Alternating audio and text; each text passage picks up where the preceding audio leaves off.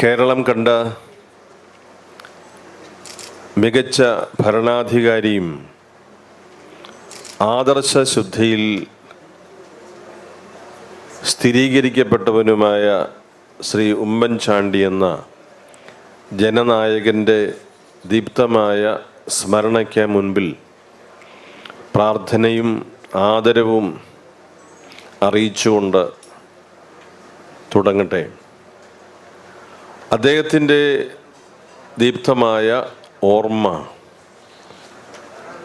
കർമ്മനിരതമായ ഒരു പ്രവർത്തന ശൈലിയിലേക്ക് ഭാവി തലമുറയെ ആനയിക്കുന്നതിന് പര്യാപ്തമാണ് എന്ന ബോധ്യത്തിലാണ് ഈ ഫൗണ്ടേഷൻ ഈ പ്രവർത്തനങ്ങൾക്ക് തുടക്കം കുറിക്കുക.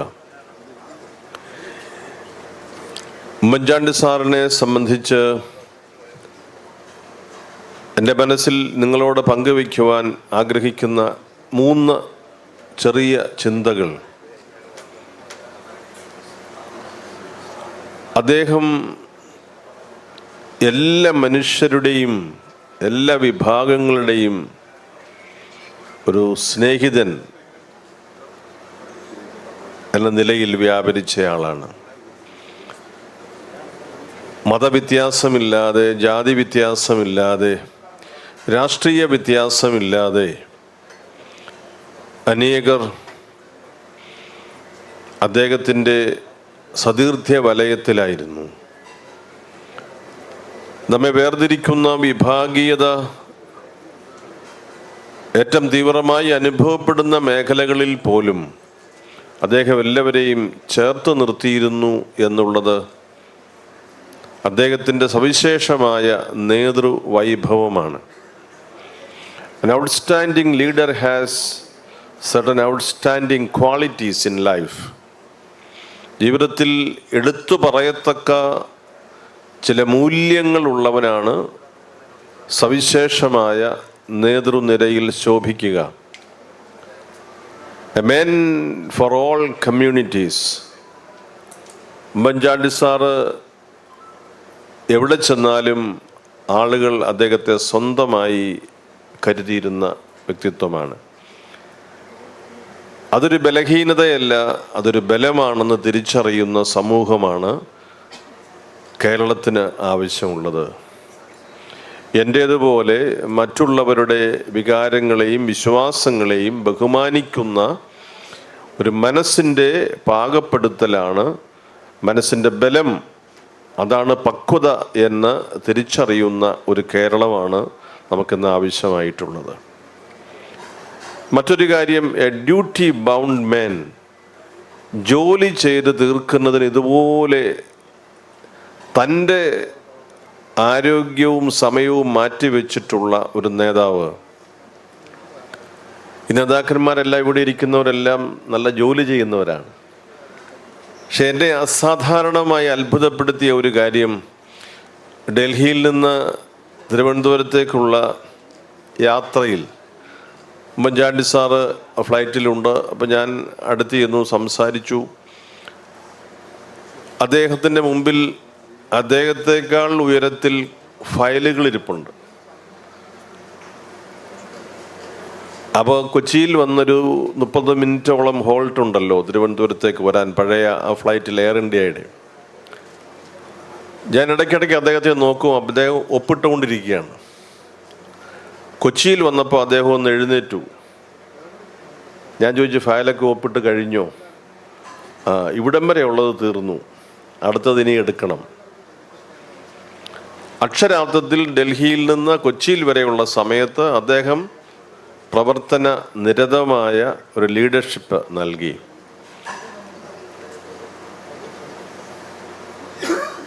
തമാശായിട്ടൊക്കെ പറയാറുണ്ട്, ഒപ്പിടാൻ മേശയോ ബെഞ്ചോ ഒന്നും കണ്ടില്ലെങ്കിൽ അടുത്ത് നിൽക്കുന്ന ആളിൻ്റെ മുതുകത്ത് വെച്ച് ഒപ്പിട്ട് കളയും. കരുതൽ എന്നത്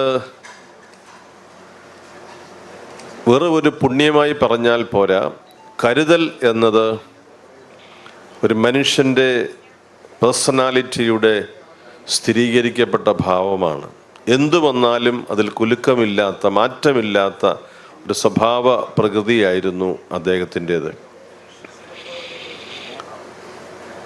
he was an incredible leader.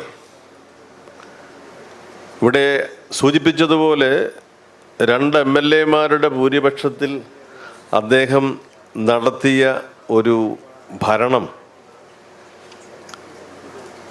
ലോകത്തിൽ എവിടെയെങ്കിലും നടക്കുമോ എന്ന് അറിഞ്ഞുകൂടാ. ആ 2 MLA-മാർ ആരായിരുന്നു? അവരുടെ ഒരു ആരോഗ്യം കൊണ്ടൊന്നുമല്ല, ഉമ്മൻചാണ്ടിയുടെ ഒരു മെയ്വഴക്കം, ന്യായചാതുര്യം, എല്ലാവരെയും കേൾക്കാനുള്ള അദ്ദേഹത്തിൻ്റെ മനസ്സ്. അദ്ദേഹം ക്ഷോഭിക്കാറില്ല, പക്ഷെ നമുക്ക് അദ്ദേഹത്തോട് ക്ഷോഭിക്കാൻ അവസരം തരികയും ചെയ്യും. ഞാൻ അദ്ദേഹത്തോട് കയർത്ത് സംസാരിച്ചിട്ടുണ്ട്, അഭിപ്രായ വ്യത്യാസം പറഞ്ഞിട്ടുണ്ട്. പക്ഷെ പിന്നീട് കാണുമ്പോൾ ഉമ്മൻചാണ്ടി 2 ആഴ്ച മുമ്പ് കണ്ടതുപോലെ സംസാരിക്കത്തുള്ളൂ. അങ്ങനെ ഒരു സംഭവം നടന്ന അദ്ദേഹത്തിൻ്റെ ഓർമ്മയിലില്ല പോലും.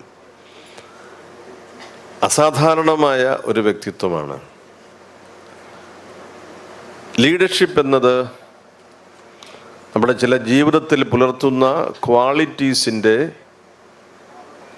എല്ലാവർക്കും പങ്കുവെച്ച് നൽകുന്ന അനുഭവമാണ്.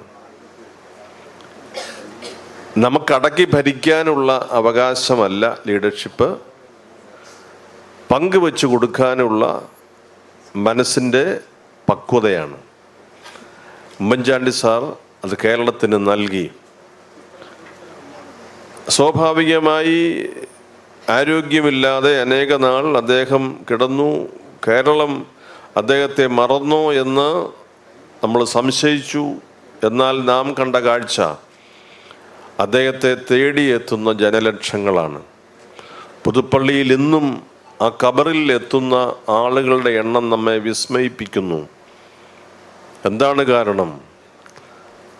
അദ്ദേഹത്തെക്കുറിച്ച് മനുഷ്യൻ്റെ ഉള്ളിൽ ഒരു ചിത്രമുണ്ട്, മായാത്ത ഒരു ചിത്രം, അസാധാരണ നേതാവിൻ്റെ ചിത്രം, കരുതലിൻ്റെ മായാത്ത ഒരു ചിത്രം. കേരളത്തിന് മുന്നോട്ട് പോകാൻ ഇത് ഏറെ ശക്തി നൽകുന്ന ചിത്രമാണ്. പാവന സ്മരണയ്ക്ക് മുമ്പിൽ ആദരാഞ്ജലികൾ അർപ്പിക്കുന്നു. നേതാക്കന്മാരായ പ്രിയപ്പെട്ട വിദ്യാർത്ഥികളെ അഭിവാദ്യം ചെയ്യുന്നു. നിങ്ങൾ നാളെയല്ല ഇന്ന് ഈ നേതൃത്വത്തിലേക്ക് ഉയരണം. ദേശം, നമ്മുടെ ദേശം, ആർക്കും പകുത്ത് കൊടുത്തിട്ടില്ലാത്ത നമ്മുടെ ദേശം, undivided India belongs to us. ജയ് ഹിന്ദ്.